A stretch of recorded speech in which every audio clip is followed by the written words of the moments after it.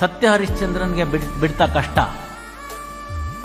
ಹೆಂಡತಿ ಮಾರ್ಬಿಡ್ತಾನೆ, ಮಗ ಮಾರ್ಬಿಡ್ತಾನೆ, ಲೋಹಿತಾಶ್ವ ಹಾವು ಕಚ್ಚಿ ಸತ್ತೋಗ್ತಾನೆ. ಚಂದ್ರಮತಿ ಆ ಹೆಣನ ಇಟ್ಕೊಂಡು ವಾಪಸ್ ಬರ್ತಾನೆ ಹರಿಶ್ಚಂದ್ರನ ಹತ್ರ.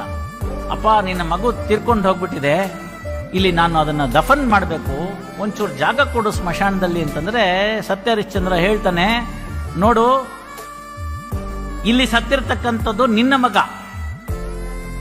ಅದನ್ನ ನೀನು ಕ್ಷಣವನ್ನ ಈ ಸ್ಮಶಾನದಲ್ಲಿ ಹೂಳದಕ್ಕೆ ಬಂದಿದ್ಯಾ. ನನಗೆ ನನ್ನ ಸ್ವಾಮಿ ಓನರು ಇಷ್ಟು ದುಡ್ಡು ಕೊಡಬೇಕು ಅಂತ ಹೇಳಿದಾನೆ. ಒಂದು ಬುಂಡೆ ಹೆಂಡ, ಒಂದು ವಸ್ತ್ರ, ಇಷ್ಟು ದುಡ್ಡು, ಇಷ್ಟು ಅಕ್ಕಿ ಧಾನ್ಯ, ಇಷ್ಟು ತಗೊಂಬಂದು ಕೊಟ್ರೆ ಒಳಗಡೆ ಎಂಟ್ರಿ ಅಂತ. ನಾನೀಗ ಅವನ ದಾಸ, ಸ್ವಾಮಿ ಹೇಳಿದ್ದನ್ನ ನಾನು ಕೇಳ್ತೀನಿ.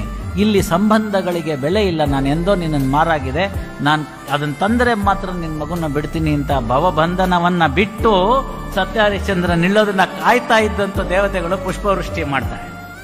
ಇದೆಲ್ಲ ಸತ್ಯ ಹರಿಶ್ಚಂದ್ರನ ಸಮಯದಲ್ಲಿ ಕಳೆದೋದ ಸಮಯ ಎಷ್ಟು ಅಂತ ನೀವು ಸೂಕ್ಷ್ಮವಾಗಿ ನೋಡಿದ್ರೆ ಅವನು 20,000 ವರ್ಷ ಬದುಕ್ತಾನೆ.